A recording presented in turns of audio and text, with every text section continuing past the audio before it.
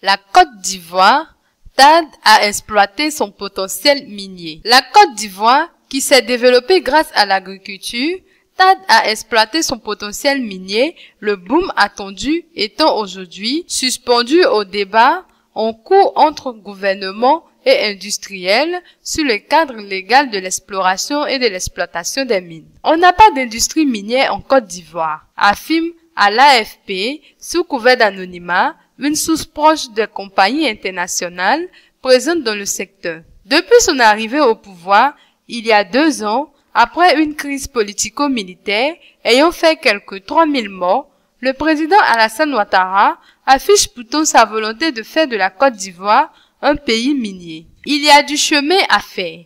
Depuis le miracle économique des années 1960-1970, le pays, premier producteur mondial de cacao, a essentiellement misé sur l'agriculture. Le sous-sol qui recèle de l'or, du manganèse, du diamant, du fer, du nickel ou encore du cuivre a longtemps peu intéressé. Résultat, aujourd'hui, seul l'or et le manganèse sont extraits de manière industrielle. En 2011, la production d'or a atteint 1,7 tonnes et celle de manganèse 40 tonnes. L'activité minière ne représente pas plus de 5% du PIB selon le ministère des Mines. Depuis plusieurs mois, le débat s'est focalisé sur la question du code minier dont les bailleurs de fonds demandent la rénovation. Denis McBristow, le patron de Rungod Resources, la compagnie exploitant la mine d'or de Tongon Nord, a mis il y a quelques semaines les pieds dans le plat. Il a réclamé un code attractif pour les investisseurs valable sur de long terme. Surtout, il a appelé le gouvernement à ne pas chercher seulement à répondre à un besoin urgent d'argent frais en retouchant le code. Fiscalité d'abord, mais aussi conditions d'exploration et d'exploitation. L'enjeu est de taille.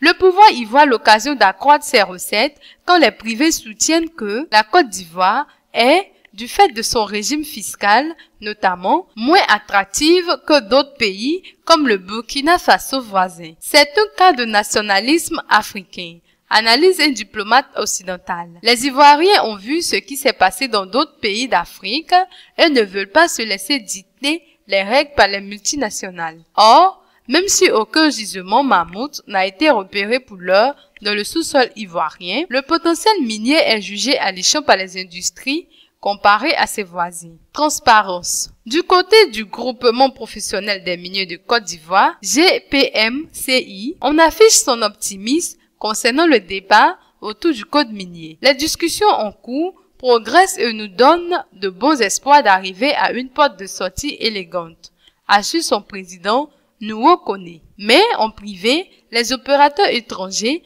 ne cachent pas leur impatience et se plaignent de ne pas être réellement associés à l'élaboration du nouveau test. L'un des sujets majeurs est la procédure actuelle d'octroi de permis qui attire, selon ses détracteurs, des investisseurs peu scrupuleux. L'attribution des permis miniers n'est pas transparente, expliquait récemment lors d'un séminaire à Abidjan Liliane Doucouré du cabinet McDermott, chargée de réaliser un audit du code. Selon elle, beaucoup de spéculateurs s'octroient des permis qu'ils monnaient à la bourse, ce qui entraîne un gel des permis et attire moins d'investisseurs. Au ministère, on promet plus de clarté. Nous sommes en train d'acquérir des outils pour moderniser l'attribution des permis et la rendre transparente, assure Ibrahima Koulibaly, directeur du développement minier, qui reconnaît que le sujet est sensible. Si plusieurs dizaines de permis ont été accordés ces derniers mois, des acteurs de la filière doutent du sérieux de certaines des compagnies concernées. Pour l'ONG Initiative pour la transparence des industries extractives, ITIE, la transparence doit aller jusqu'à la publication des contrats. Le code minier actuel garantit que les contrats restent confidentiels, alors que ce sont des enjeux qui peuvent compromettre les revenus pour les générations futures. Fait valoir l'expert Michel Yoboué, souhaitant que les députés soient saisis de la question. Quant au diamant, il devra dans tous les cas attendre. Son exportation est frappée par un embargo de l'ONU depuis une dizaine d'années après la chute du Nord ivoirien aux mains d'une rébellion désormais intégrés à l'armée ou en cours de démobilisation, souvent accusés d'avoir pillé cette ressource.